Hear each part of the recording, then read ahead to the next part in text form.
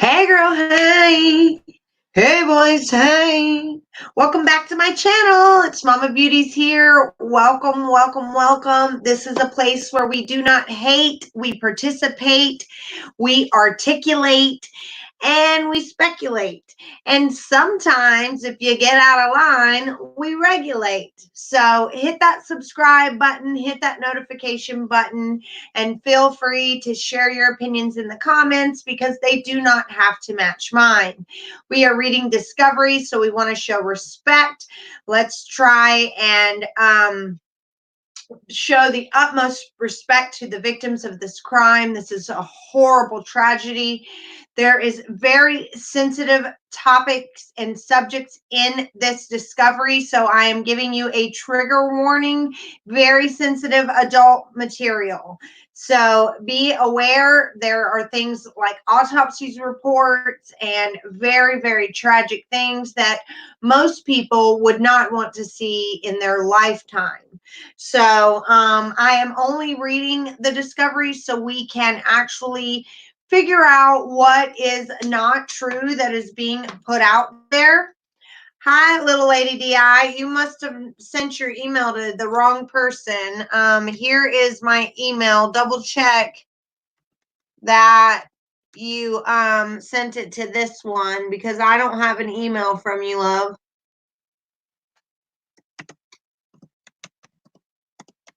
And I want to get your stuff to you in the morning. So there you go. Just match it up and make sure that that's it that you emailed, because I checked spam and everything and I didn't see it. But hey girl, hey, welcome. And I am ready to just gonna wait till a couple of people jump on and then we're gonna get right on Discovery. I am taking these boots off though because they are hot. All right, I gotta get comfy. I got my coffee ready. I got a snack. So it's Friday night. There's no school tomorrow. Yes, girl. Hi, Jody. And so we are going to dive deep in this discovery. And I will stop midway through and check out the comments and make sure that we are discussing as well as reading. We are on page 644. If you want to read these documents yourself, you can go to Denver Post or you can go to Reddit. Hi, Louisa. Hi, Ivy Lou. Hey, hey, hey, hey. This awesome little koala cloth. It's premium washable and reusable microfiber lens cleansing cloth that Patty Allen sent me, you guys. Patty Allen is an angel. What a precious, precious woman. She sent me, I picked up her package today from the post office and I opened it up and me and my son just had a field day. There was a little Space Needle figurine from Seattle and my son just loved that. He thought it was the coolest thing ever. And she sent me some sage and some ointments and some hair products and a purse and wow. Hey, hey, hey.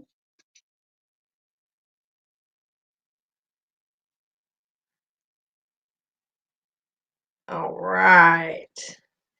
So I love that little cloth. That is so neat. And I guess she saw me. That is so like thoughtful because she sees me cleaning my glasses on here all the time. Yes, here we go. Go, go. Hello, Mama Lisa. Hi, Kathy. Oh, I didn't get the back side. I got the front side, but I didn't get the back side. All right, so page 644. Let me take a sip of my coffee and we can go. But Chris is sitting in prison, you guys. He doesn't have it as hard as he likes to make it out to be. My brother's been in prison his entire life. He is my older brother. I'm 41. He's 43. All right. he gets out of prison and he goes right back like within days. It's crazy. He's institutionalized because he went to prison at like 16 for 6 years. He didn't get out until he was 22, and he's state raised, and it's sad that that's the case for our young people, but sometimes that happens. And I forgot to tell you guys, the last 2 days I haven't talked to anybody because I was dealing with my whole car fiasco, and I'm finally back on the road. Yay. But my brother is back in prison again. And this last time when I picked him up from prison, I said, listen, my kids don't deserve to sit out in a parking lot and wait for an hour for you to be done processing.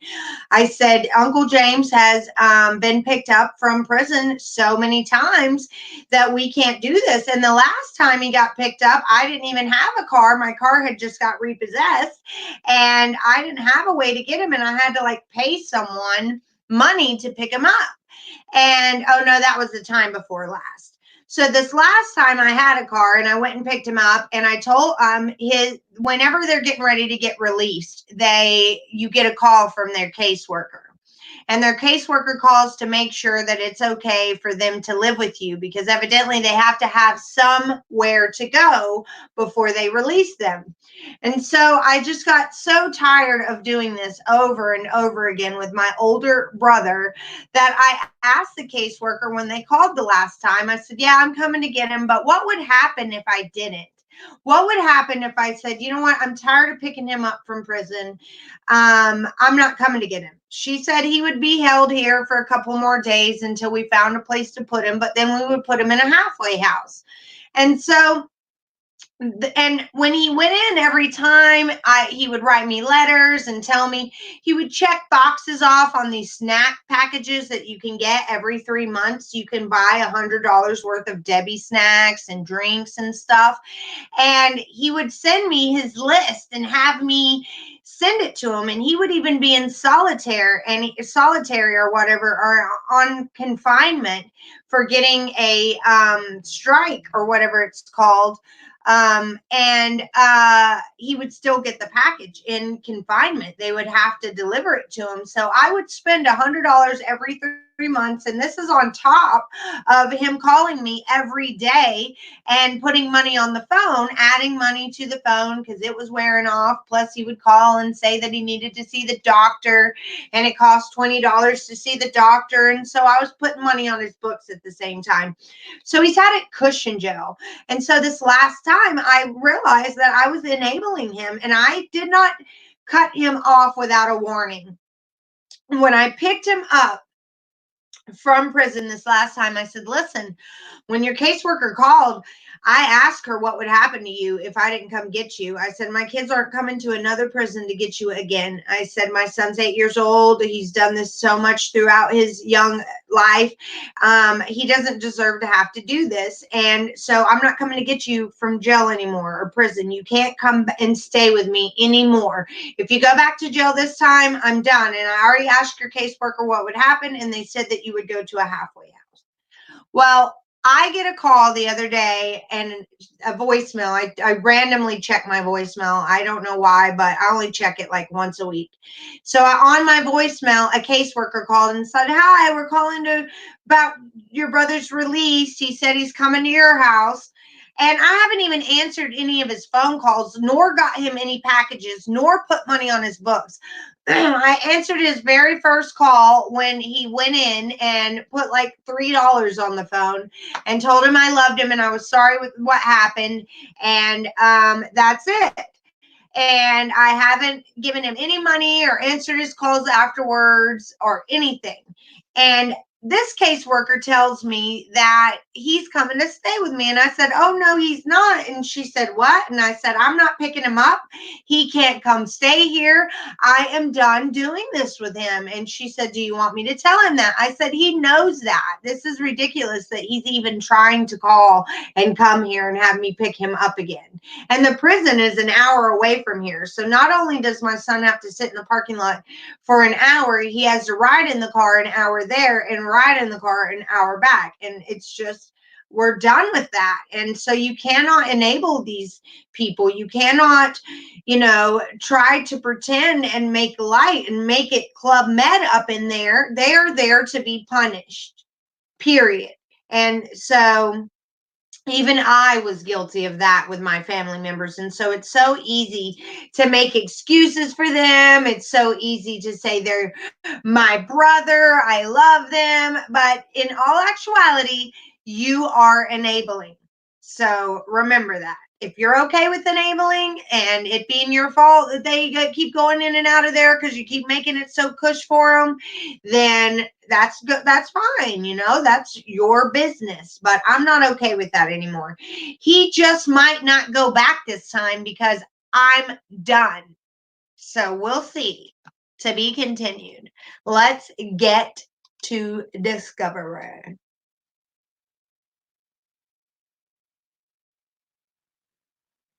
Oh, Mama Lisa 13 Priest. That's crazy.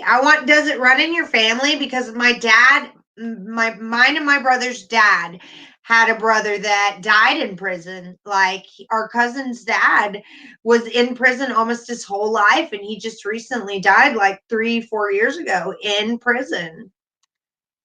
Uncle Frank. Because he's been there his entire life. All right, you guys, let's do it up. I don't like to wear my glasses when I'm looking at the screen because it gives you guys a glare. Yes, tough love, tough love. It works, it works. All right, now, the next part of Discovery is a phone interview with Mark Jameson. On 8/23 at approximately 11:34, Colorado CBI agent Matthew Saylor interviewed Mark Jameson. He is a friend of Chris Watts over the telephone. The interview was audio recorded and a copy of the recordings is attached to the report. Okay, love. Thank you so much, little lady DI. I'm so sorry. The following is a synopsis of the interview. For additional details, refer to the audio recording. Jameson is in the Navy and is currently stationed in California. Jameson stated that he has been best friends with Chris for about 25 years.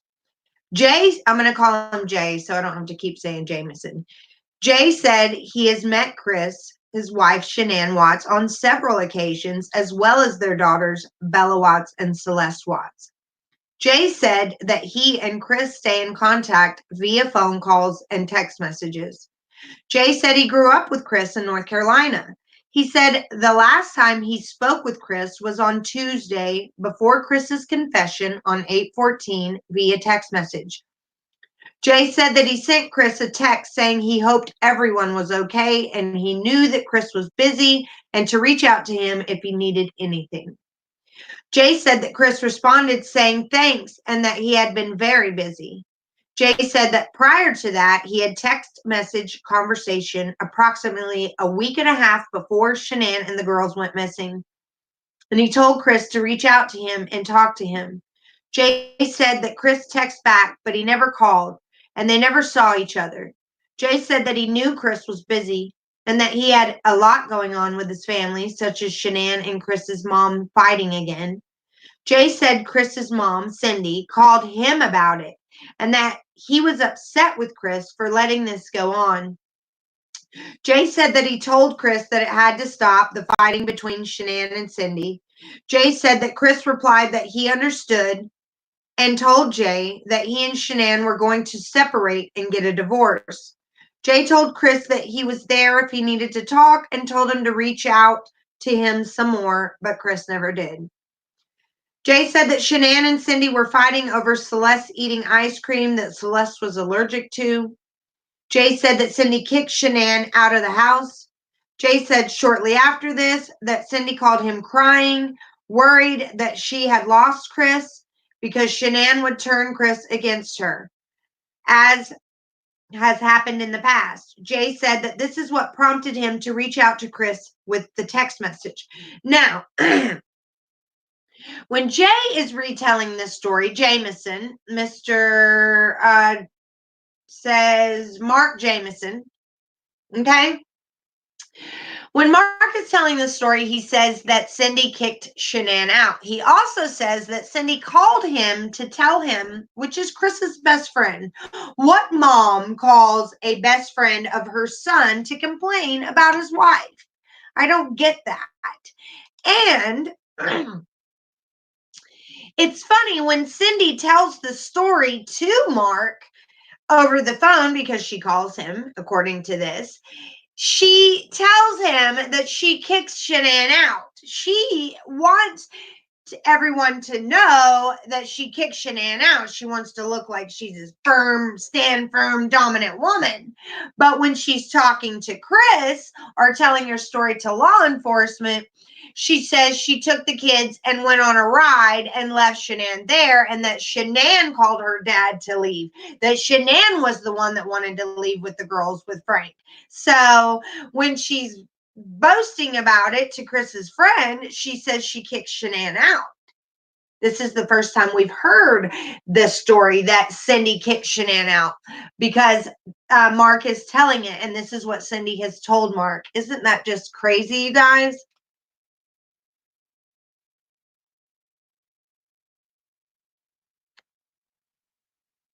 Yes, exactly.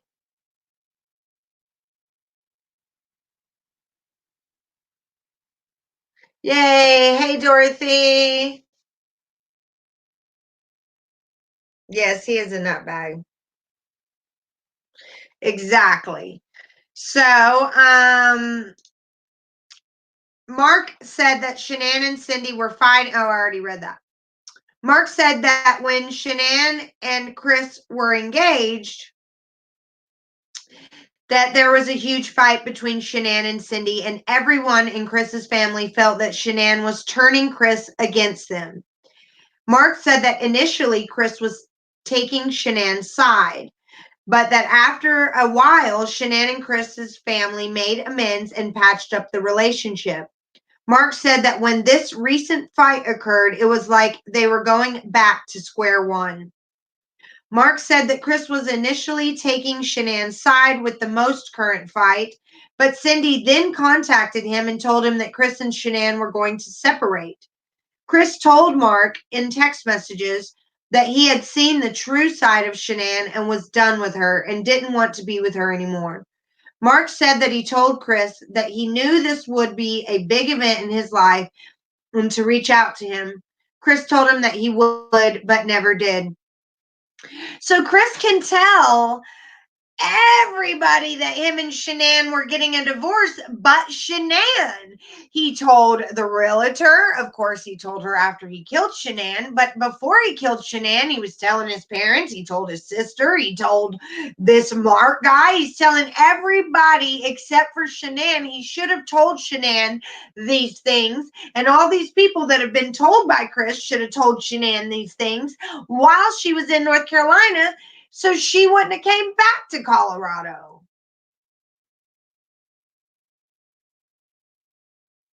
Oh, exactly. I know. Cindy, I was just saying that, Dorothy. Cindy told Mark that she kicked Shanann out. That's why Mark was repeating the story that way. But Shanann decided to leave. But when Cindy retold it to him, when she called him up, who calls their son's best friend? That is so awkward after a fight with her son's wife. Like, no, that is not okay. All right. So, when asked what Chris meant about seeing the true side of Shanann, Mark said he didn't ask. Mark said that Chris's family has always seen Shanann as shady. Mark said he never saw it, but all of Chris's family believed that there was something about Shanann that was bad, and he believed Chris had finally seen what his family had been seeing. But he never saw it. Mind you, listen to that very well. He was believing what the family was telling him about Shanann, but he had never seen it himself. And now Chris was saying that he had seen it. So now this dude, Mark, is brainwashed and believes that it really happened, but it really never was seen by anyone. Chris is lying.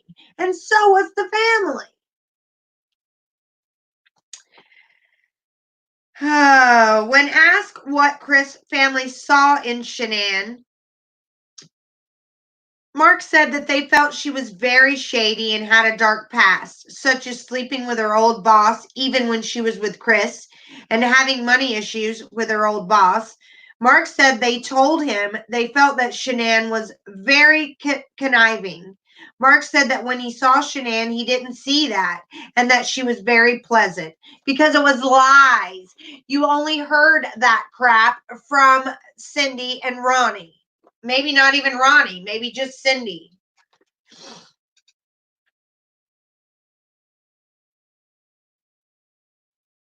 Agreed, Ivy.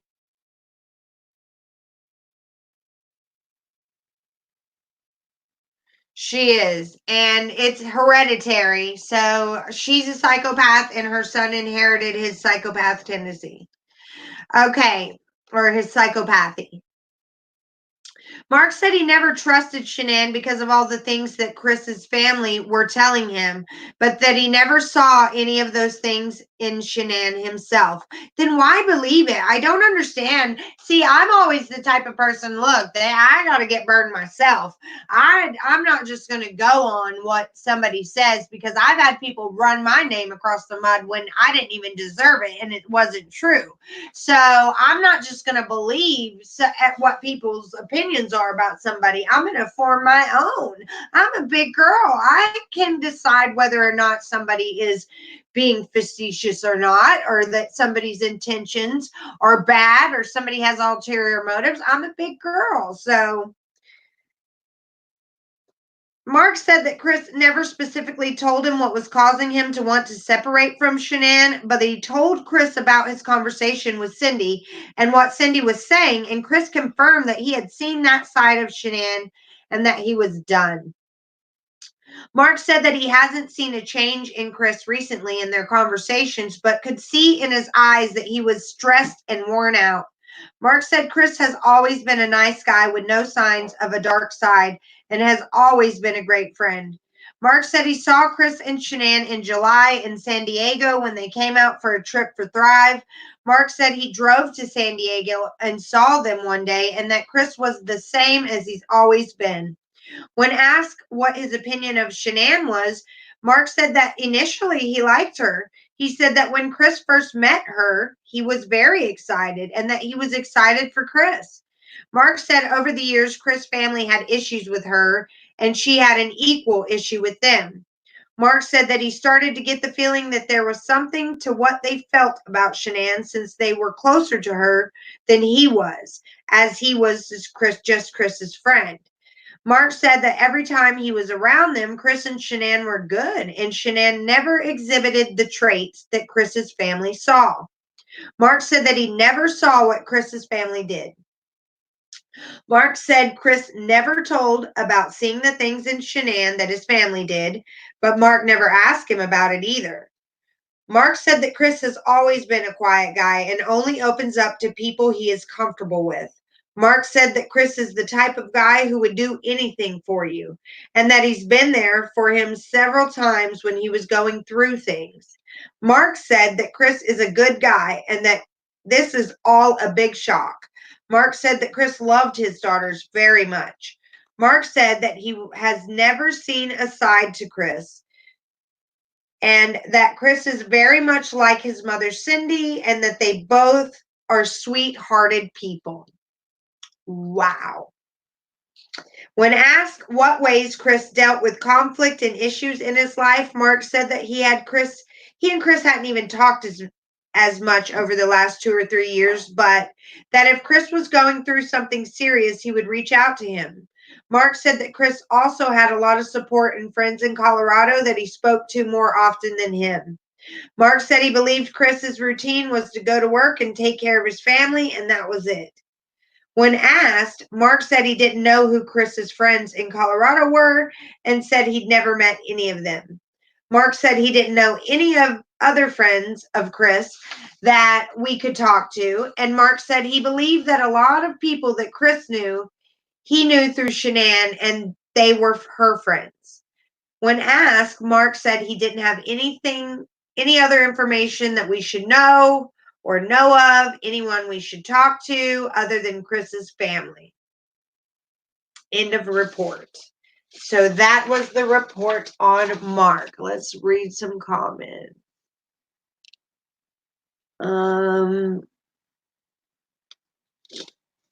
Seems Cindy wanted everyone to believe her thoughts of Shanann, and that is so sad, disheartening, and not one person could have a heart to hear conversation with Shanann about any of it. Have you guys seen their statements during the holidays to the Ruseks? They made a statement about how they are thinking of them and how their hearts are hurting for them. But not only that, she raised him. Oh, yes, his environment definitely exacerbated the whole psychopathy. True, Chronic. Cindy is a control freak. If you notice when Cindy talks of Chris, she only says about he played sports up until high school and he went to NASCAR, and then she has nothing else positive to say about him. She's a shallow you-know-what. Yep. The way he carried these crimes out and the timing, maybe it wasn't Nikki that was in his ear. Maybe it was his mom. Ooh, very good point, Ivy. Dorothy, it's like she had that vision on Chris stuck in her mind and refused to accept everything he did in his adult life, including marriage and kids. She literally tainted everything in his life. Yeah, she refused to get, she didn't want him off the boob. That was mad. They was mad because Chris would not give them money anymore when he got with Shanann. Oh, I bet. I bet. Thank you, Casey Lynn. We love having you here. Salud. But yes, this is what my brother makes me from prison. If anyone has a loved one from prison, you've been given one of these rose made out of newspaper. See, you can see it was made out of the funny papers. And so this is intricate. He says, my brother says he makes these and sells them in prison. Crazy, huh? Huh. All right, so the next part of the discovery is page 650, and it's the follow-up at the Lazy Dog Sports Bar and Grill. On 8/16 at 2:50, CBI agent Matthew Saylor responded to the Lazy Dog Sports Bar and Grill located at 3100 Village Vista Drive in Erie, Colorado. On 8/11, Chris and Nicole ate dinner there sometime between 5 and 10. It was reported that Watts spent approximately $60 on a salmon dinner. Upon arrival, I observed video surveillance cameras throughout the restaurant. I contacted the on-duty manager who advised me that the cameras belonged to an old system, and if they worked at all, they were simply live view and were not recorded to anywhere. The manager told me that he could search for and give me a copy of the receipt from Watt's transaction with a credit card number, specific time, or but it would with limited information. He would be unable to locate. With the limited information I had, he would be unable to locate it. I advised the manager that I would contact him if additional information that would enable us to locate the receipt was obtained, and he advised he would be more than happy to assist in any way. So I guess they couldn't even get the receipt because they didn't have the card number of Watt's card number. So that's crazy.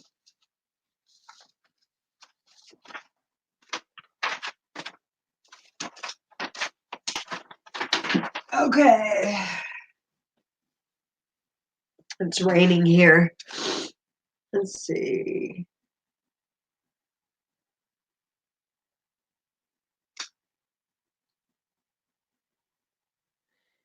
That public holiday statement pisses me off. Why couldn't they send a private Christmas card? They need this public attention. I agree. 1000%. I mean, come off of it, people.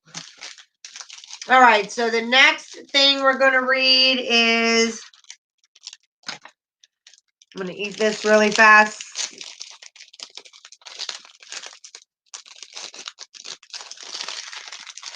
Agent Galbraith interviewed Damien Ferns by phone.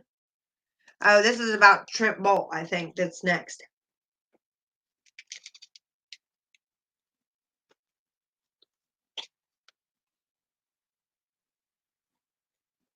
I agree, Anna.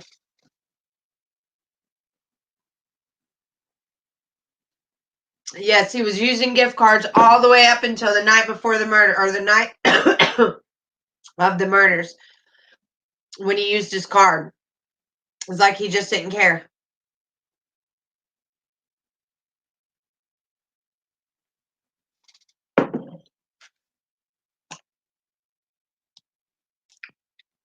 Yes, it's been raining all day here. Rain, rain, rain. Welcome, everyone. It must be raining all over the U.S.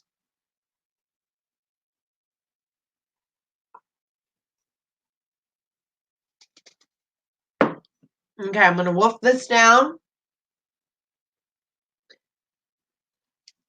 And we're going to keep going. Yeah, hit that like button, y'all.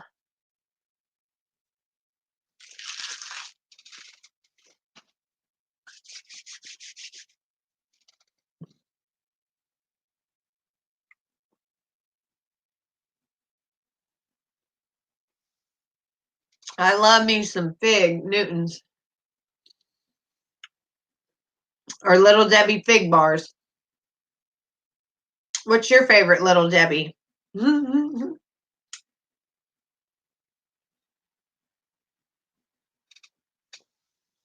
I'm curious.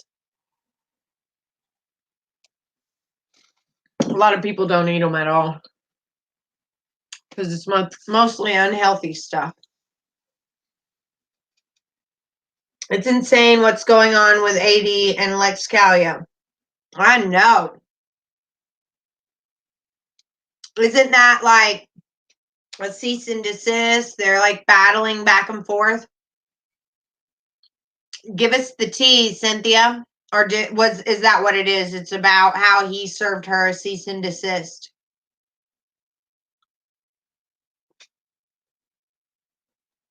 Okay.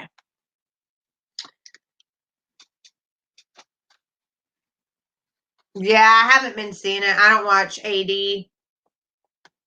I used to in the very beginning, before the shadow thing. Before the shadow thing, I watched him. Yeah, peanut butter Little Debbie's. Yum. Mama Lisa. All right, so CBI is assisting Frederick Police Department with this case, and CBI is looking into statements made by Trent Boult about a relationship he allegedly had with Chris Watts. Agent Galbraith interviewed Damien Ferns by phone on 8:30 to inquire about statements made by Trent Boult to Agent Tammy Lee. On 8:30, Agent Gabriel texted and left a voicemail for Damien Ferns. Ferns called back at 11:25. Ferns reported that he knows Trent Boult from drug rehab in 2011. And then Boult used Ferns' social media photographs on a gay site without Ferns' knowledge, which prompted gay dudes from Grindr or something to start hitting me up. This was via Facebook Messenger 3 to 4 years ago. Ferns learned that Boult came out as gay or bisexual at some point after rehab and started using Ferns' picture as his own and was talking to gay guys. Ferns used Facebook Messenger to message Boult and told him to stop using his pictures or he would kick his you know what and report him to the law enforcement. Boult swore up and down that he was not. At one point, a roommate or friend of Boult's confirmed to Ferns that Boult had been in fact using Ferns' photo as his own on sites. Ferns had been under the impression that Boult stopped. Ferns adamantly denied a sexual relationship or even a friendship with Boult. Ferns had never even hung out with Boult. Ferns insisted that he is not gay. He said that he is blunt, and if he was gay, he would be out and admitting he is gay. Ferns said that he felt targeted and violated by Boult. He suggested that Boult had some sort of infatuation with him, and Ferns blocked Boult on Facebook. Ferns called Boult a weird dude who sought attention from everyone at rehab. Ferns said that this must be his effort at getting attention because he never had a relationship with Boult, and Boult never gave or sold Ferns a cell phone. Ferns said that in rehab he had no knowledge that Boult was gay and only realized it after Boult was using his photos for guys while pretending to be Ferns.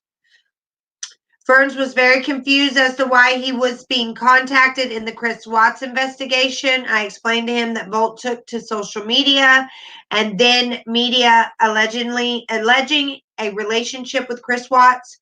I told him that Boult was interviewed by authorities and alleged a relationship with Ferns too. Ferns laughed and denied this, saying that Boult appears to tend to do that since he had also alleged a relationship with Ferns. Ferns said that someone told his girlfriend that Boult said he had a relationship with Ferns, which Ferns adamantly denied. Ferns said that it sounds like Boult runs around saying he had relationships with guys for attention. I asked if Boult lied to the CBI and FBI, stating that Boult gave or sold Ferns a cell phone at any point, and Ferns said that it is a lie. Ferns has no idea why Boult would have used Ferns' name in his statements to authorities. He again stated that he is not gay and was not friends with, nor did he hang out with Boult. Ferns said he is not gay and have never had sexual contact with another man. I'm not gay. I never stuck, you know what, where. Ferns knew about Chris Watts' case from the news. He knew it as the guy that murdered his wife and kids. That was all Ferns knew about Watts. Ferns had no information that Boult would have known Watts prior to media coverage of the case either. He alleged that Boult knows nothing about Chris Watts. Ferns was at first not fully cooperative with questions, and he was confused as to his involvement in the matter. After I explained that it's our duty to fully vet the credibility of information as it comes in pertaining to the case, he became cooperative and understood the reason for the call. He said that he would cooperate in any way he could. He agreed to meet at Cheyenne PD if needed. He assured me that Boult was lying about any relationship with him or giving him a cell phone. Now, I would believe this guy about not having a relationship with Trent. Now, we're not talking about Watts here. We're talking about Fern. But he's getting a little too defensive. He's saying it too many times. He's adamant and iterating over and over that he's not gay and he never knew this guy. And I mean, had he said it once or twice, I would believe him. But he said it 3 or 4 times. So it makes me wonder. Agree, Anna. All of a sudden they want something to do with him. Let's see. It's insane. Have you guys been seeing it? Peanut butter, Little Debbie's. When I could eat, I love the oatmeal cream pies. Ooh, I love those too. I don't watch them anymore. Frank asked AD to stop making vids, and AD ignores it. Oh, that's sad, Ivy Lou. Just had a caramel cream pie too, the large size. Woo-hoo! Ivy Lou, exactly. AD didn't believe it was Frank who said it was it on his live feed. Grinder, yes.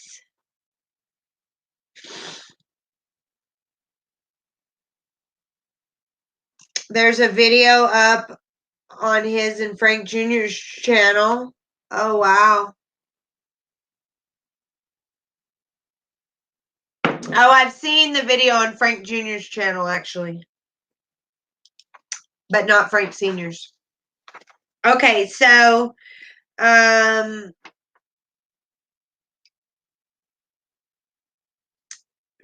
lives in Cheyenne, Wyoming, and works in an oil field. And his Facebook provides that he works for Ensign Drilling. Now, that is interesting that Ferns, Trent Boult's supposed lover, ex-lover, who says he had nothing to do with Trent Boult, they met in rehab, is working in the oil field. As this rabbit hole goes deeper. So they concluded the interview, and then Agent Lee subsequently talked with Trent Boult by phone. He provided that Ferns assaulted him in Gillette, Wyoming in 2016 and spent time at Boult's house and was observed by his mother there.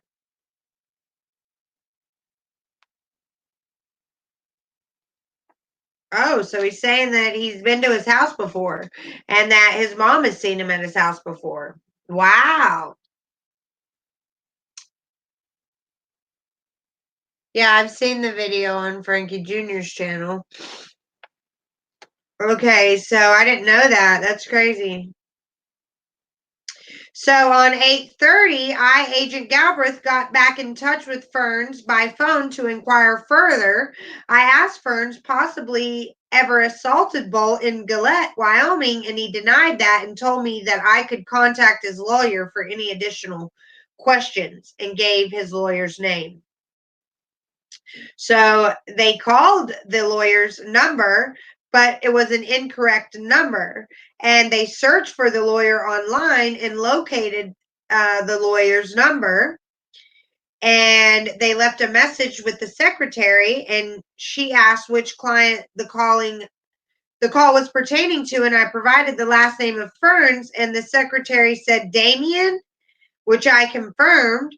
The secretary said Miss Mullins was in court but would return my call. At the writing of this report, I have not received a return call. I contacted the below listed law enforcement agencies in Wyoming and requested their records for Boult and Ferns. So they contacted the county that they live in to try to get their records, and it's attached here. But we don't have it. It just says attachments. And this is on page 565 of Discovery. Now we're going by the page numbers that are on the Denver Post's scroll, not the page numbers that are on Discovery, because there's a lot of stuff redacted from Discovery. So there is that.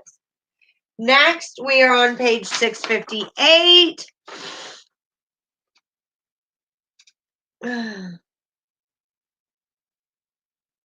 That's right, Chronic. Tell them. Deeper than the deep blue sea.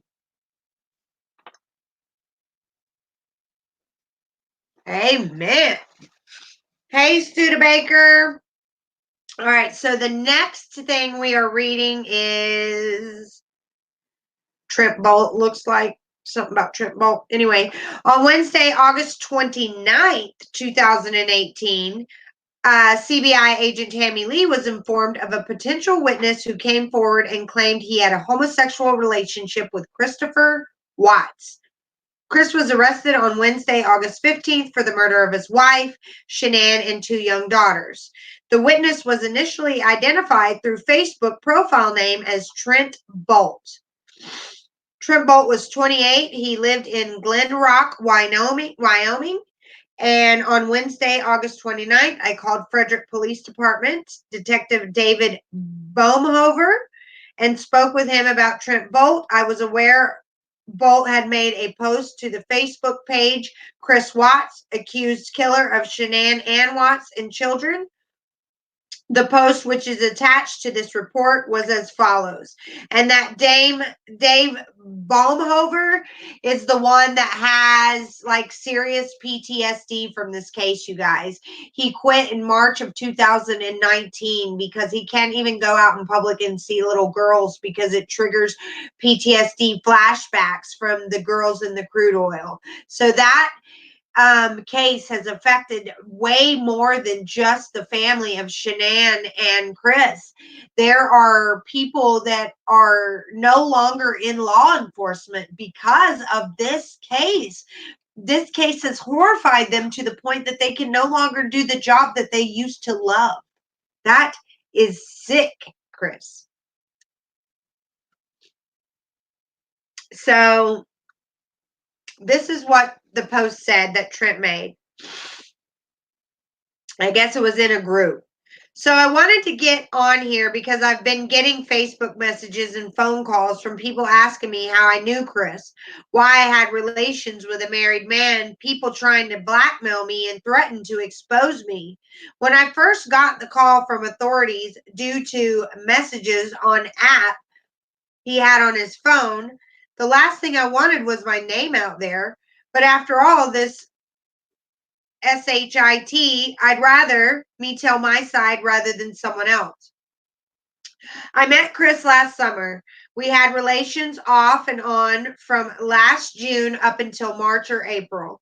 I found out he was married with kids in February. I didn't know that when we first met. Yes, things happened on one more time, and then I ended it. And this stupid witch hunt trying to find his mistress and all the men and women he slept with is ridiculous. The only thing we're guilty of is trusting a stranger. I can only speak for myself, but before this happened, I would have 100% told you that Chris isn't a murderer nor a sociopath. He told me he was the victim of emotional and mental abuse and was stuck in a loveless marriage, but was so scared to leave because of Bella and Celeste. I can totally understand why anyone who had sexual relations with Christopher would want to stay out of the public eye. Since I got the call and I was told what happened, I haven't slept more than an hour or two at a time at night. But like I said, the only thing I'm guilty of is trusting someone who seems so kind-hearted and genuine. But I guess this is a life's lesson. I'll always have to live with the fact that I had a relationship with a married man who is a murderer and a sociopath. So the people messaging me on Facebook, Twitter, etc., threatening to expose me, do it. I have nothing to hide. I just wanted to put this out there before someone else leaked my name. I'm sure there were multiple women, and I'm probably not the only man he slept with, but the whole thing is that none of the people he slept with owe the public anything. So all these things about mistress come forward is effing ridiculous. You have no idea what I'm going through, let alone anyone else he slept with. So let's focus on getting to the bottom of what happened between the people involved with the crime and only them or him. I'm not up for any criminal charges, neither are any of the others. You guys, that was planted by NK. If he didn't really sleep with Trent Boult, this sounds like NK speaking through Trent Boult. Okay? To make it out to be like she wasn't the only catalyst. Like, I've got to make it look like there were more of us or people will blame just me. But if they think there's multiple of us, then they won't look at just me. So either Trent Boult is telling the truth or NK paid him to come forward and he never met Chris a day in his life.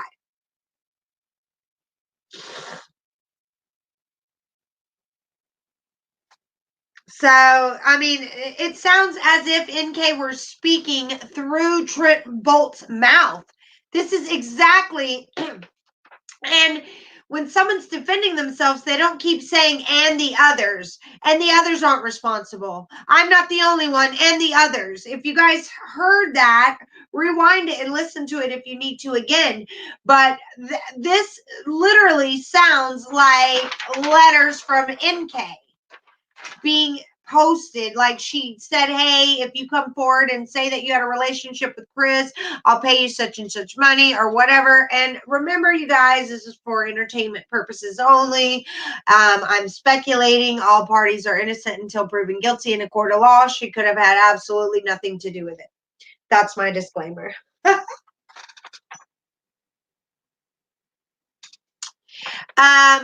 That's how they're connected. I just told you. I think that she was friends with him because he's connected to the oil field somehow. There's lots of content creators out there that have put how Trent and NK were connected.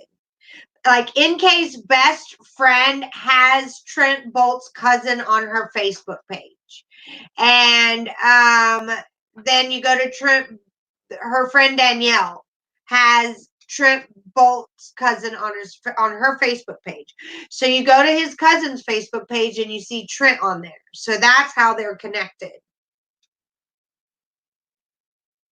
So either he was having a homosexual relationship with Chris and he has no idea who NK is. It's just coincidence that her best friend is friends with his cousin.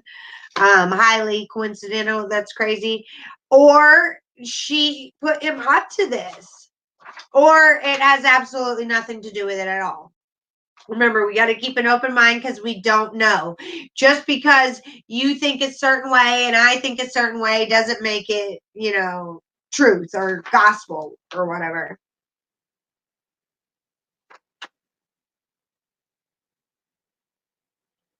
I agree.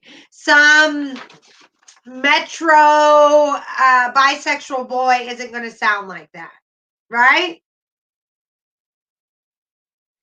Like Trent. I shouldn't say all, and I'm just meaning the way that he is and comes across. He doesn't sound like this, is what I'm saying. Please don't take offense, anybody. I'm never ever trying to offend anyone. I have Asperger's. I blurt stuff out, and then after I say it, I'm like, oh my God, that didn't sound right. So I retract. I'm always putting my foot in my mouth. I don't mean it. All right, so let's get on.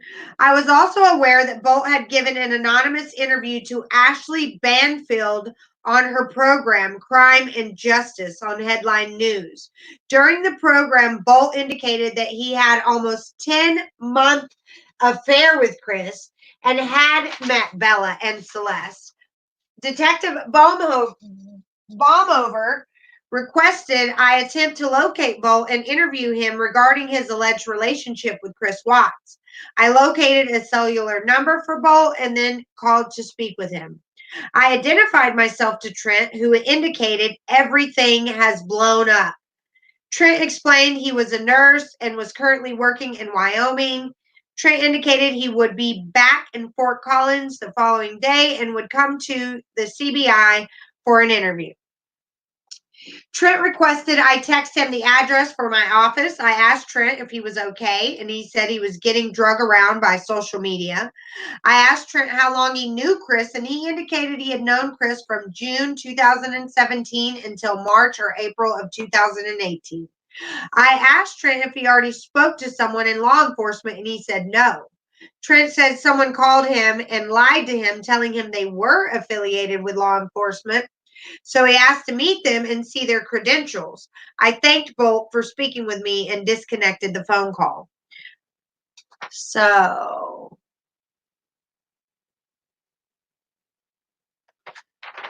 okay.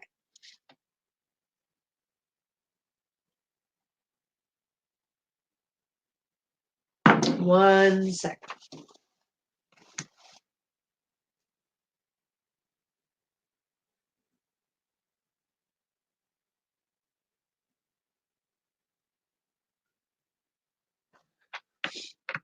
Okay. Sorry. A short time later, I received another phone call from Trent. Trent indicated he had a producer on the other line during our previous phone call and didn't want them to know he was actually in Colorado. Trent advised he was staying in Fort Collins and advised he could meet with me later the same day. I advised Trent I had a meeting at the Frederick Police Department at 1:30, and then I would drive to Fort Collins and meet with him. At 3 p.m., I called Trent and asked him to meet myself and FBI Special Agent Graham Coder at the Larimer County Sheriff's Office, which was located in Fort Collins, Colorado. Boult agreed and arrived approximately at 4 p.m. Coder and I interviewed Trent inside a private recorded interview room at the sheriff's office. Please review Coder's report for full details on the interview with Boult. During the interview, Boult indicated he had messages from Chris during the time they had known each other. I took screenshots of the messages, which are attached to this report. At the end of the interview, Boult was offered a polygraph. Boult advised he would possibly take a polygraph, but he would need to speak with his lawyer first. At 8:30 p.m., Coder and I left the sheriff's office. At 10:17, Boult called me and advised his boyfriend had just kicked him out of his house. Boult said he returned home after his interview and admitted to his boyfriend that he was a male escort. Boult said he figured he had to admit it since it was most likely going to be published in the news and because Chris had already admitted details about their relationship during his previous interview. Boult said his boyfriend got upset and told him to leave. Trent said he was going to stay in a hotel for the night, but would like a civil standby to collect his property the following day. I told Boult to call the Fort Collins Police Department and request a civil standby. Really? You're calling FBI and CBI agents to assist you with getting your stuff out of your house? That is not their department. They do not do street level work. They haven't done street level work in many years. Some of them haven't at all.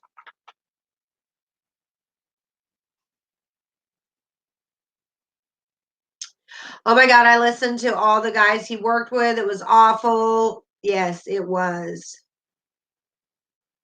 Oh, I believe he did mess with the guy and the other girl from the dating site. Yes, it's very, very possible. I'm still on the fence, but I believe you could be right, Nikki Malloy.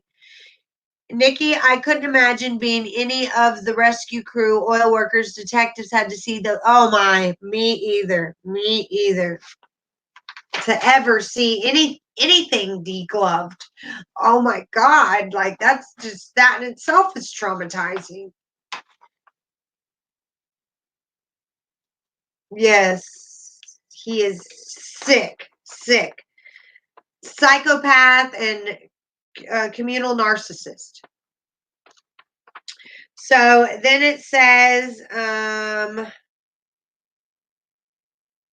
on Thursday, August 30th at 11:06, I tried to call Boult. Boult did not answer, and the message indicated his mailbox was full, so I could not leave a message. At 1 p.m., Boult returned my call and spoke about Damien Ferns. Note, CBI agent Stacey Galbraith conducted a phone interview with Ferns earlier the same day, and Ferns was adamant he hadn't seen Boult in 3 or 4 years, and he had never had any sort of relationship with him. I asked Boult to describe Ferns, and he advised Ferns was approximately 6 feet tall, kind of muscular build, and he used to work on the oil rig. Boult stated Ferns was also getting a lot of money from his family and told him Boult at one point that he was working as a heavy equipment operator. Boult says he and Ferns dated on and off for approximately 4 years. I asked Boult if Ferns identified as gay, and he said no. Boult said he recently learned Ferns was with a woman. I asked Trent about the last time he spoke to Ferns, and he said Ferns contacted him 2 to 3 weeks prior and asked how he was doing.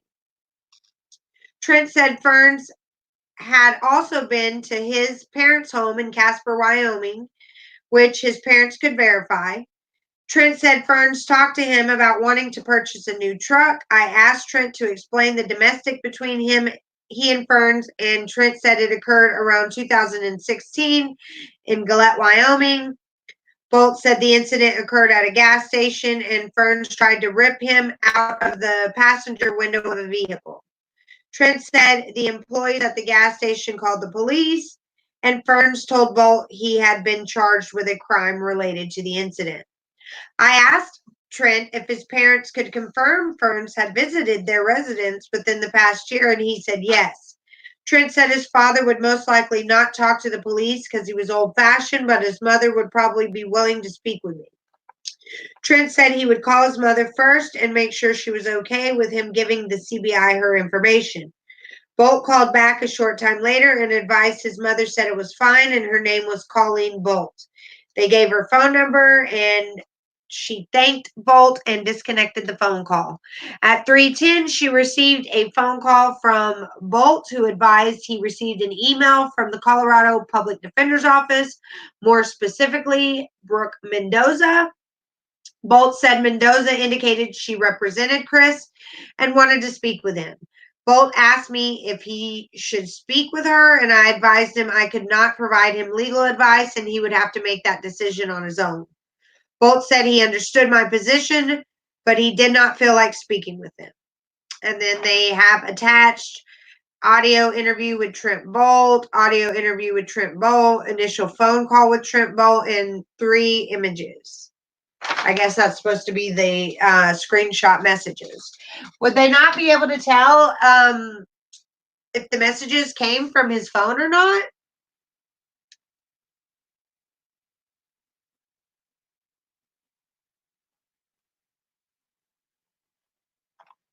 Huh.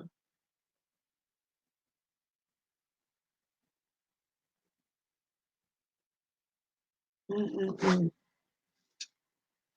All right, so next up is page 664.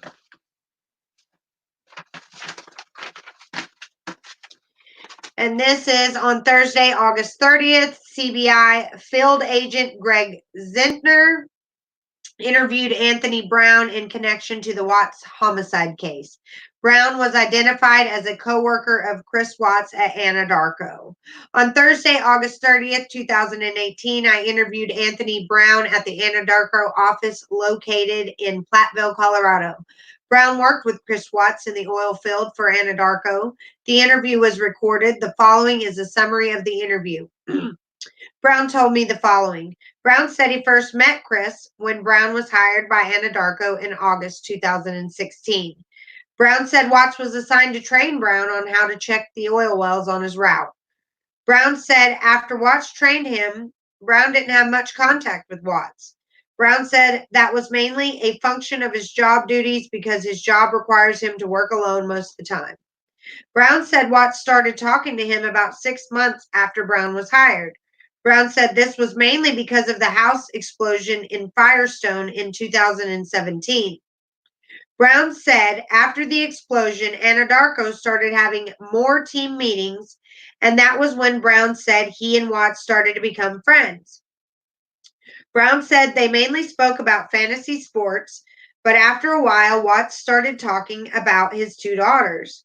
Brown said Watts mentioned that both of his daughters had some medical issues, but Brown didn't know exactly what the medical issues were. Brown also said Watts spoke about Thrive and a little bit about Shanann Watts, his wife. Brown said he never met Shanann. Brown said Watts never spoke to him about any marital issues Watts was having. Brown said Watts mentioned that Shanann was gone on a business trip about every other month for her Thrive business. Brown described Watts as very quiet and as the go-to guy at work and said Watts was always calm, cool, and collected. Brown said I hadn't seen 1 ounce of violence in that guy. Brown said he was also friends with Watts on Facebook, and he said there were usually 5 to 6 posts a day on Watts' Facebook feed. Brown said these posts appeared to come from Shanann updating her Facebook account. Brown said he never hung out with Watts outside of work. Brown said he and some of the other workers at Anadarko invited Watts to come and play poker with them every other weekend. Brown said Watts never took them up on the offer and they stopped asking him to come after Watts turned them down several times. Oh no, he was antisocial. He was never going to go play no poker. Sorry, I got the itchies. All right. Brown said Watts went to North Carolina during the first week of August. Brown said he thought Watts came back from the trip on August 7th, 2018. Brown said that the last time he saw Watts was Wednesday, August 8th. Brown thought Watts took off work on August 9th and 10th to take Shanann to the airport and watch his children. Brown said he knew Watts was at work on Monday, August 13th, but he never saw Watts. Brown said he was going to go out to Survey 319 and check a leak in the dump line, but he knew there were already 5 other people from his team at that site on Monday morning. Brown said he knew that Chris Watts, Troy McCoy, Cody Roberts, Melissa, Chad McNeil were at Survey 319, so he did not need to go there. Brown said on Monday, August 13th, he arrived at the Anadarko Platteville office at 6:10, and Brown said he went to the break room and then went to Luke Epples' office. Brown said at some point he overheard part of the conversation that Chad McNeil was having with someone on the phone. Brown said he later learned that McNeil was speaking to Watts. Brown said he heard McNeil talking to Watts about Watts going directly to the field first thing in the morning instead of coming to the office. Brown said he thought that was very unusual because Watts always came to the office first thing before going out to the field. Brown said he could not even remember a time when Watts went straight to the field and didn't come to the office first thing in the morning. Brown said the first time he'd heard anything happening to Watts' family was on Tuesday, August 14th. Brown said he saw on the group email at work that Watts was not coming to work today. Brown said he initially didn't think anything about it. Brown said he and McCoy went to a location to turn on the well when McCoy said something to him about Watts' family had gone missing. Brown thought this was at about 8 a.m. and they were at the Roland Art 28-4 location. Brown said McCoy told him that Watts was getting ready to do an interview on television about his family missing. Brown said he immediately reactivated his Facebook account. Brown had previously deactivated his account because it was a waste of time and started posting the stories he could find about Watts' family and asking everyone he knew to be on the lookout for them. Brown said he and McCoy talked about the situation, and McCoy told Brown that Watts has been having issues with Shanann, and Watts has been sleeping on the couch recently. Brown said he was not aware of any issues and that Watts was having in his marriage. Brown said McCoy told him that Watts said Shanann has taken off her wedding ring and left it on the counter before she disappeared. Brown said that he and McCoy speculated that Shanann had left Watts and she took the 2 girls with her. Brown said they even speculated that Shanann had met someone while she was on one of her business trips for Thrive. Brown said that McCoy also told him that Watts said Shanann didn't take any clothes or any medicine for the girls. Brown said he did not have any contact with Watts on Tuesday, August 14th. Brown said Watts made a comment to him about 2 months ago, which Brown thought was unusual. Brown said he and Watts were at a location called Airwood Head Farms, and they were in the process of getting the site ready to start pumping oil again. Brown said Watts had told him that he and Shanann were expecting a baby. Brown said he told Watts congratulations, and Watts said in return, "Do you want one?" Wow.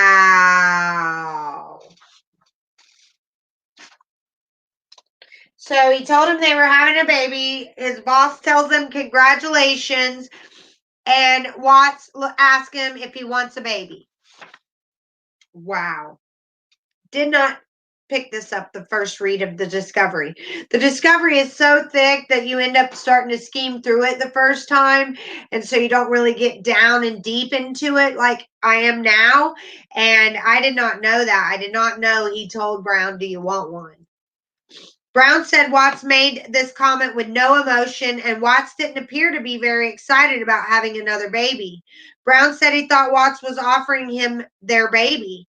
Brown said he thought Watts was kidding, but Brown said after the recent incidents surrounding Watts, Brown wondered if Watts was being serious about giving away his baby.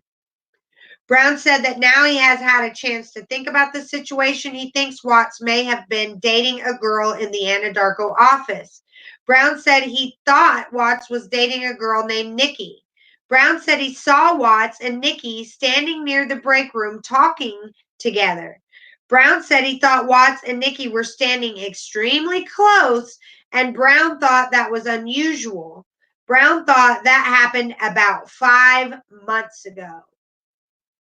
And when did they, hold on, let's see what day they talked to him.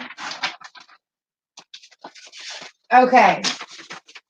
So this is the part in Discovery. All right. So they interviewed Anthony Brown on August 30th, you guys. So he's saying it was about 5 months ago. So August would be 1 month.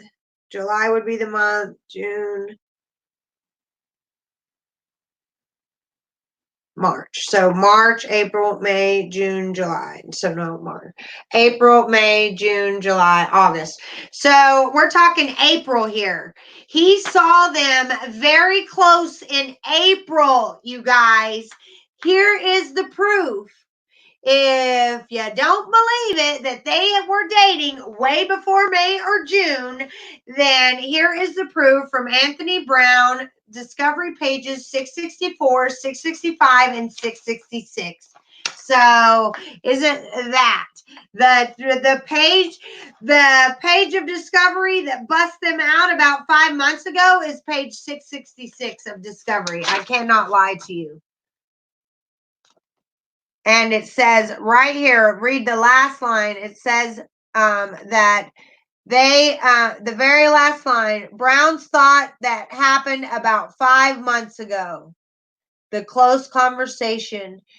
He thought they were awfully close. Read that last paragraph, you guys. Let me see if I can fit it in the box.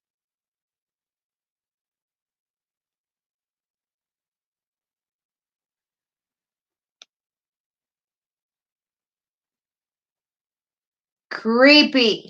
Creepy, creepy, creepy. The page that tells you that they were seeing each other before the end of May, beginning of June, is page 666 of Discovery.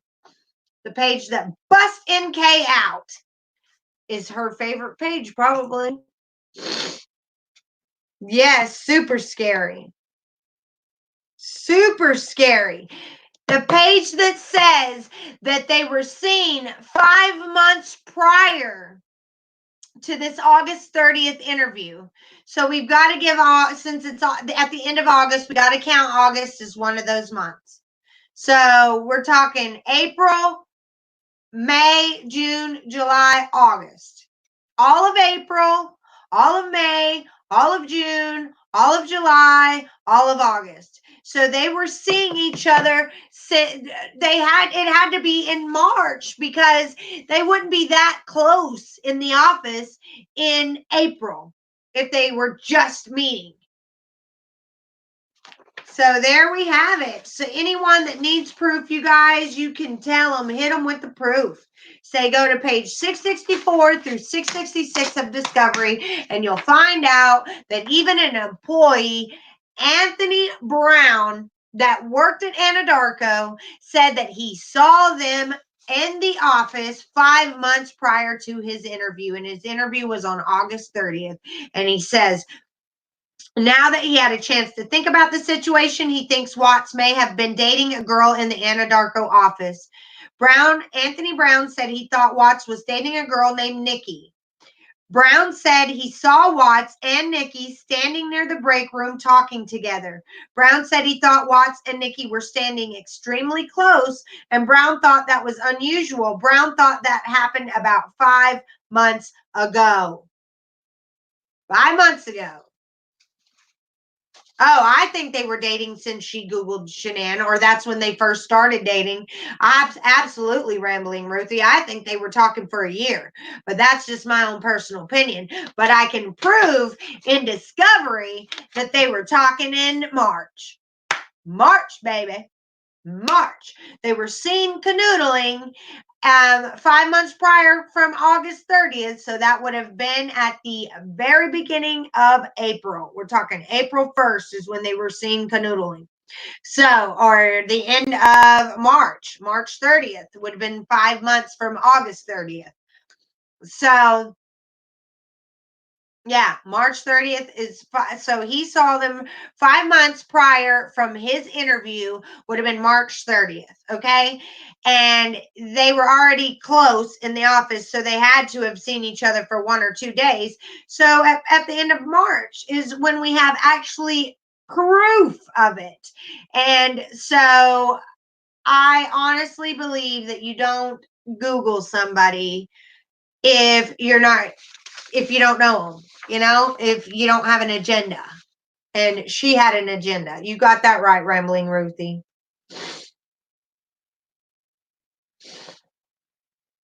You're okay, Chronic. You do what you got to do, baby love. I love my subscribers. They're all so good. I mean, I don't even need a lot of moderating going on because everybody is being so good. Okay, so there we have it, you guys. Anthony Brown. The proof is in the details. Anthony Brown told us all about it. He spilled all that tea. Anthony Brown spilled all that tea.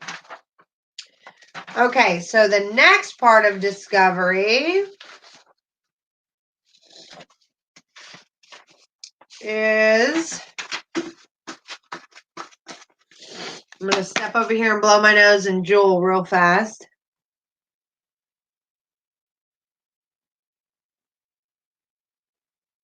I know, baby girl. The further I read these discovery pages, the more angered I get and the louder my voice gets for Shanann and those girls and baby Nico.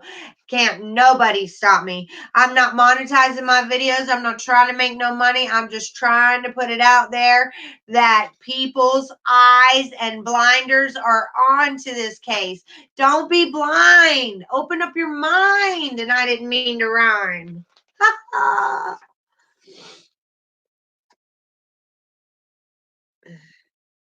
Yes, he worked at Anadarko, baby girl. He definitely worked at Anadarko. I'll tell you exactly who he was.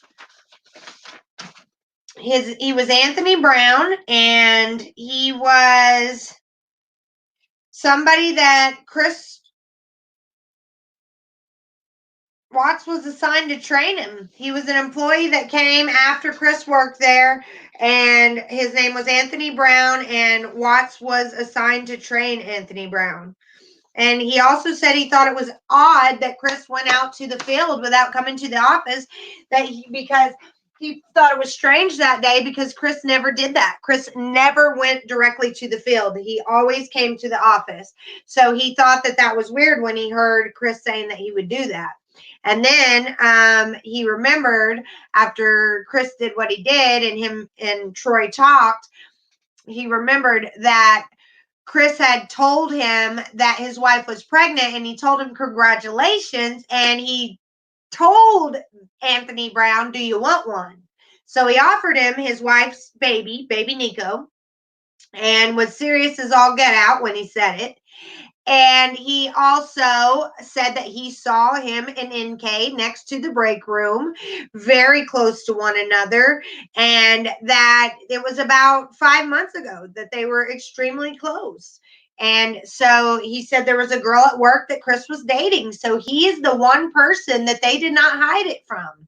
They could not hide it from Anthony Brown. Everyone else did not know, but Anthony Brown knew that it was going on for about 5 months.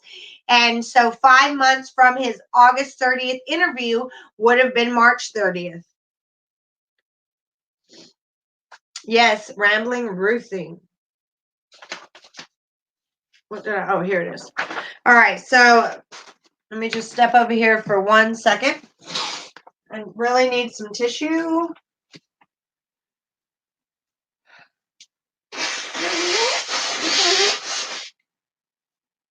Excuse me, guys. Sorry about that. Hate doing that.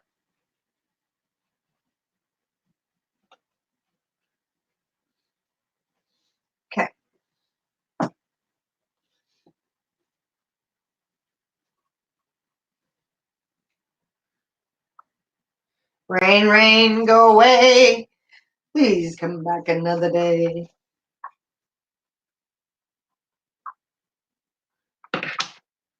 Okay. Getting back.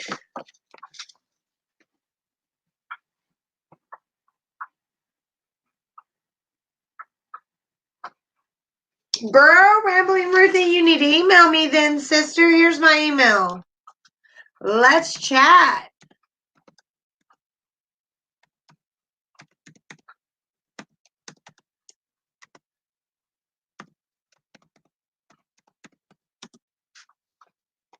All right. She's the one with the braces.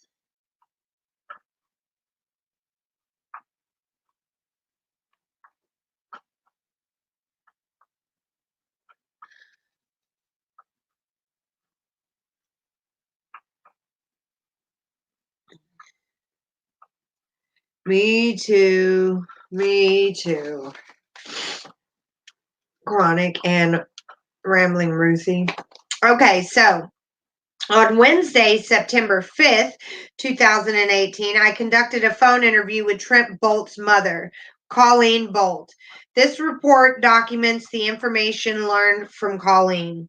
On Wednesday, September 5th, 2018, I called and spoke with Trent's mother, Colleen Boult. Colleen stated she had received so many weird phone calls that she wanted to verify my identity. Colleen agreed to call the CBI's main number so she could ask to speak with me. A short time later, Colleen called and we spoke about Trent. During the phone interview, Colleen told me the following. She knew Trent was involved in this Chris Watts thing. Trent talked to her, but her and her husband Dave are extremely private people. Obviously, Trent didn't follow suit. She recalled Trent took care of their house in Glen Rock, Wyoming, estimated to be February, March, or April, when she and Dave were in Arizona. Trent had a stalker at the time who sent him some very ugly texts. She called Trent to see how he was doing, and Trent told her he had a friend named Chris staying with him for the weekend. Trent told her Chris was from Colorado. Trent never told her Chris's last name. With regard to what she knew about Damien Ferns, Damien was Trent's on and off again boyfriend for a long time. She doesn't know Damien's last name. Trent is gay and has always been very secretive about his boyfriends. She met Damien only once, approximately 3 to 4 years ago. Trent introduced Damien to her as his friend. Damien came to her residence with a group of Trent's friends. Trent told her Damien came over for Thanksgiving, but she never saw Damien. She invited Damien to Thanksgiving. Damien worked in the oil field and came over and ate Thanksgiving dinner later that evening. Trent has been dishonest in the past, but she cannot recall a time when Trent was dishonest about a relationship. She has never had a reason to not believe Trent about his relationships. Trent never spoke about Chris Watts. She is not sure why, but she believes Trent is being truthful about his relationship with Chris Watts. With regard to if she knew anything about a cell phone given to Damien by Trent, she is not sure what to think since Damien denied a relationship with Trent. Okay, now that I've read this and I heard Chris slip up and say in the Wisconsin interview, okay, they asked Chris about Trent Boult in the Wisconsin interview. All of my, not all of them, but some of my subscribers come at me and say, that's because his lawyers told him all about Trent, right? You guys say that, right? He also, okay, so when they approach him about it in the Wisconsin interview and they say, what's up with this Trent Boult guy? He says, oh, my lawyers told me all about him. And the law enforcement only tells Chris that this Trent Boult guy is saying that you guys had the word lovers. He said that you hung out at an apartment with his friends. That's all they said to him, okay? Didn't give him any other information. Chris immediately denies in the Wisconsin interview that he drove to Wyoming. They weren't saying he drove to Wyoming. They never ever brought up that he drove to Wyoming. They only merely stated that he hung out with Trent. They never insinuated that Chris went there. They could have been talking about Trent coming to his house. They could have been talking about them meeting somewhere halfway. But immediately when they brought up Trent Boult and they said, this guy is saying that he hung out with you with his friends in an apartment, he immediately says, I have never drove to Wyoming. That was Chris's response. They never said he drove to Wyoming. So it just, a lot of you are going to say that his lawyers told him that he was saying that he was driving to Wyoming, but you have to admit there is a 50-50 chance that it isn't just a made up for attention for Trent. The oil field being closely directed to it, plus Trent Boult's cousin is on NK's best friend Danielle's Facebook. It's just a little too close to home to not be true, you know? With all these reports that literally put NK and Chris Watts together and closer than they stated, plus all the things that they said, lied about, it upsets me more now that the detectives didn't dig deeper. And they asked him for a polygraph. You guys, they asked Trent Boult to take a polygraph, but they did not ask NK to do one. What is up with that? I don't get that. You're going to ask this guy to take a polygraph, but you're not going to ask NK to take one? She was closer to the case. This guy is in the distance from the case, but he's part of it, but you still asked him to take a polygraph, but you didn't ask NK to take one? I mean, come on. I cannot believe it. So...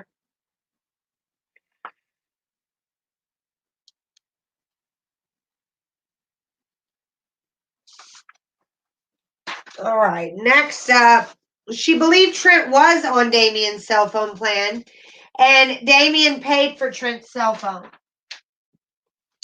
Trent and Damien had a weird relationship. Trent talked about Damien constantly for 2 years. Trent and Damien seemed to spend a lot of time together. Most of the information she knew about Damien came from Trent. She asked Trent to invite Damien over for the holidays, but Damien never came. She felt bad for anyone who had to be alone for the holidays. Trent told her that Damien's father disowned him after he found out Damien was gay. Trent told her Damien beat him up a couple of times and the police responded on at least one occasion.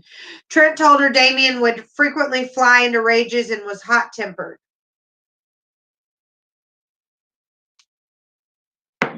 With regard to Trent possibly being a prior victim, Trent was raped a long time ago. She didn't find out about the rape until recently, about 1 year prior. The person who raped Trent was named Robert, and he was Hispanic. Trent had to testify in court. She offered to go with Trent to court to support him, but Trent told her she couldn't because juveniles were involved, and it was a closed court case. Trent led a secretive life. She was not aware Trent ever married in the past. With regard to if she felt like Trent was making up some of his information, she said, well, God help him if he is. Trent admitted he was seeing Chris Watts long before the horrible crime occurred. Within the last few weeks, Trent told her and Dave that Chris gave him money. Colleen later indicated she believed Trent actually told her and Dave about receiving money from Chris after he was interviewed by the police. Trent told her Chris paid him $250, $80, and $60 on separate occasions. Trent told her that one of the payments was for Trent's lip injections. Trent did not indicate any payment from Chris was related to prostitution. Trent told him Chris was a really nice guy and he never would have dreamed such a thing would have happened. Trent lives a very secretive life, even though she, Colleen, is very accepting of his lifestyle. Trent has never talked about making money through prostitution. With regard to Trent ever gave Damien a cell phone, Trent has the newest iPhone. She does not know what Trent did with his old cell phone. She believes Trent sent his old cell phone back to his cell phone carrier, Verizon. She believed Trent lived with Damien for the past few years. She never visited Trent when he lived with Damien. Approximately 3 weeks ago to a month ago, she heard Trent yelling in the house for someone to leave. Next, she heard Trent say, "I don't care. You can just walk." She didn't get up to see who Trent was talking to. The next morning, she asked Trent what happened. Trent told her Damien was over and he yelled at him to leave. They live in the country and their roads are very bad. Trent told her Damien parked his newer Dodge Charger far away from their residence due to the conditions of their road. She has never seen Damien's vehicle. With regards to what types of things Trent has been dishonest about in the past, Trent never told her about Chris giving him money until after Trent talked to the police. In her opinion, withholding information is the same thing as being dishonest. She recently got a friend request from a producer at NBC. The producer said she saw Colleen was Trent's sister and asked for her to have Trent call them. The producer told her that her conversation with Trent would be off the record. She told the producer she was actually Trent's mother and was an extremely private person. She asked the producer to respect her privacy and not to contact her again.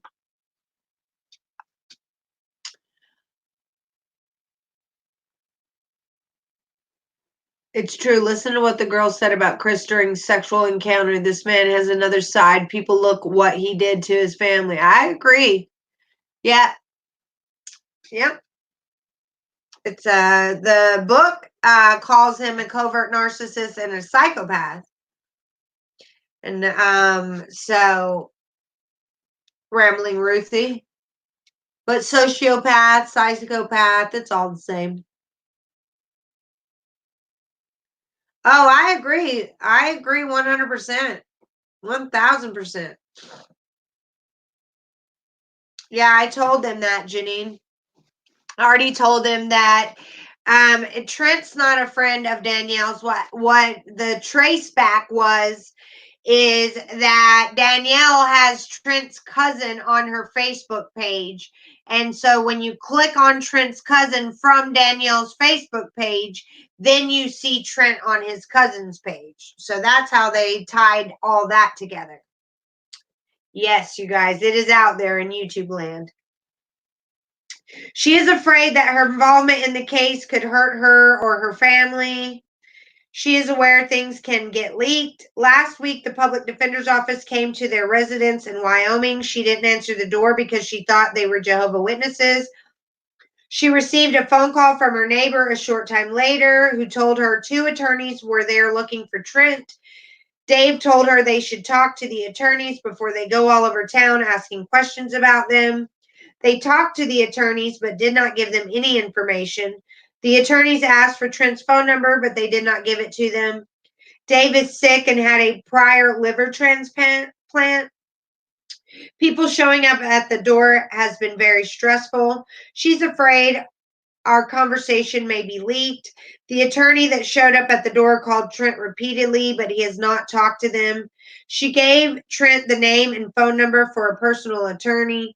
Trent called the attorney who told him he didn't have to talk to the attorneys from the public defender's office.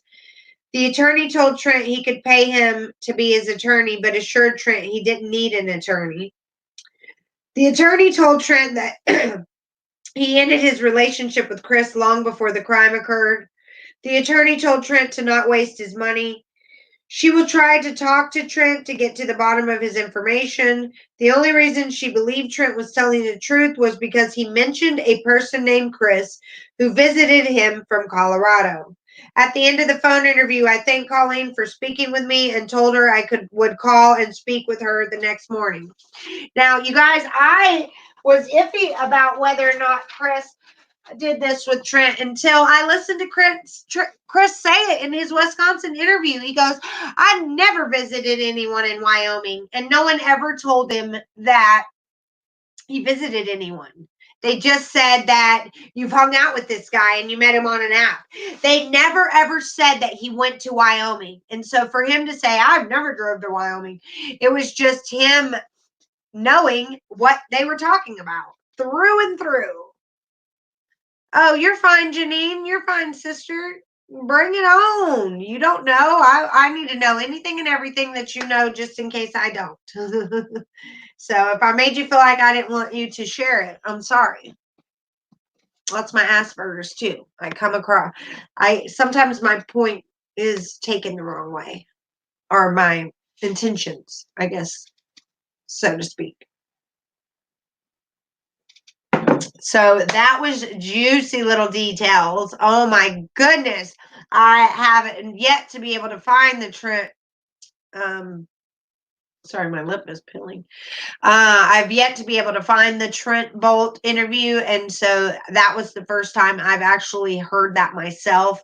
Well, I've read the Trent Boult interview before, but not his mom's interview, where she says that he said that Chris came up for the weekend and all of that. So makes sense. And it could have been the weekend that what's her face went camping. Mm-hmm. Oh no, he said it was way earlier, that they dated for like 10 months.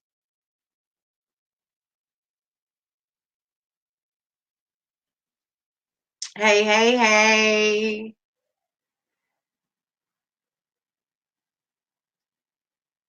Thank you, Rambling Ruthie. Sweet, Janine. Then you get it. You know my intentions aren't bad. And a lot of the time, people with Asperger's can look like they're narcissistic, but we're really not. You guys, we're totally genuine. And Chris definitely does not have Asperger's, because we are capable of empathy, you guys. We are capable of understanding people's emotions. We're just kind of socially awkward. Definitely nothing like Chris. And they address that in that book from Lena, whatever her name is.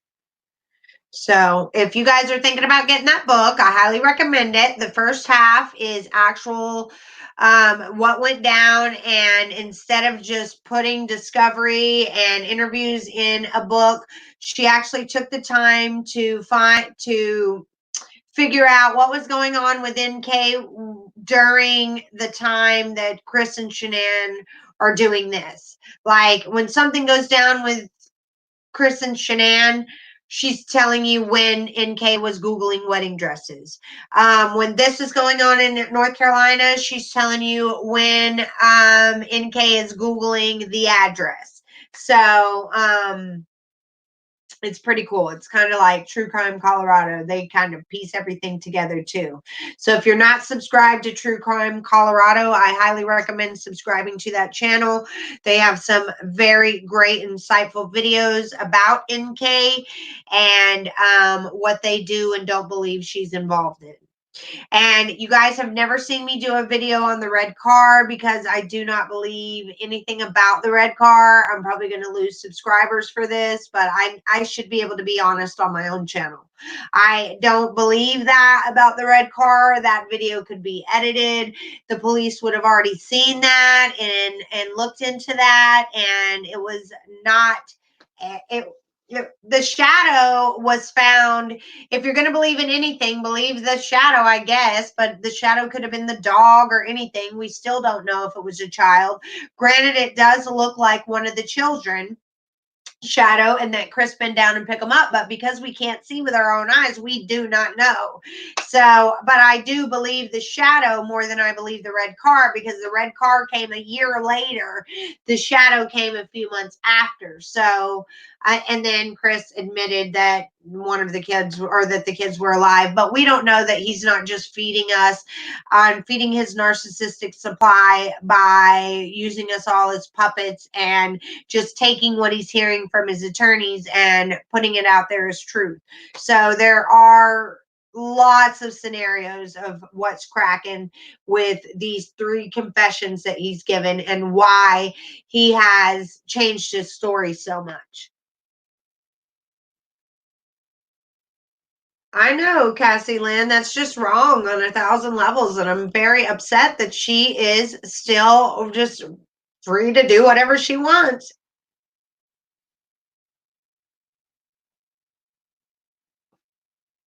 I'm sure they did take Nate's video and enhance it. I'm absolutely positive they did, especially FBI and CBI. I mean, they've got amazing experts to be able to do that. And that's how come I know that the red car doesn't mean anything, because the video has been enlarged and enhanced, and I'm sure they saw a tag, or they figured out where it came from and the direction, and they went back and they saw the car and they figured it out. So I'm not really this channel won't give any attention to the red car, you guys. You're not going to see me do a video on it. You're not going to see me talk about it, because, I mean, even if there was a red car that was passing by, there's so much other more important information that we need to get to the bottom of than whether or not there was a red car that passed by. I mean, and people are saying Jim had a red car, Jamie Watts had a red car, blah, blah, blah, blah, blah. It's on and on for days. But let's get to that. If there really is a red car and I'm oblivious of it, and you want to prove that to me at some point, great. Let's do it later on down the road. Let's get through Discovery first. Let's get through the Wisconsin interview of 4 hours we have left. Let's get through this chapter by chapter of this new book.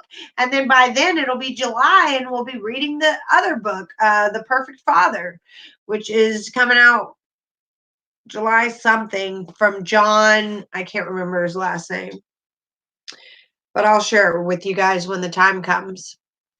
All right, well, I'm going to jump off here. I love you guys bunches. You guys are amazing. I am going to try to do some monetized videos tomorrow of some skincare and some makeup regimens. So I've got to step away from the Watts case for a minute and do some monetized videos so YouTube doesn't think I'm not making them any money. And so if you're interested in Mary Kay, I will be doing lots of tutorials on Mary Kay products tomorrow and showing you guys. And I will try to do quick tutorials, like one product at a time. That way you don't have to sit here and watch me put my whole makeup on. I will do that and other times, but tomorrow I'll more highlight one product at a time. And I don't know if I'll do it live or if I'm going to upload the video to, I haven't decided. So I will let you guys know. And thank you all for all that you do, your love and support. I would not be here at 1,600 subscribers 2 months later, you guys, from me starting to run this channel. I started running this channel on October 14th. And by November 14th, I was monetized. And now we are another month in. We're in our second month, and I'm already at 1,600 subscribers. I would have never expected this channel to do this. I don't care about rapid growth. It's not about quantity, it's about quality, and you all mean so much to me. You all have been so mature, and you all are very you observe things in the case, and you help me see things that I wasn't able to see before.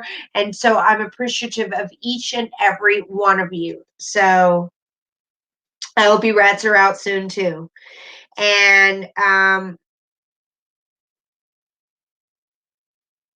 woo! I love that, Mischief the cat. That is great news. So hopefully she does get snitched on. You better watch out. You better not cry, because somebody's coming for you. I'll see you guys later. Bye. Happy Friday. See you tomorrow. Stay off those roads. It's raining everywhere. Bye, girl. Bye. Bye, boys. Bye.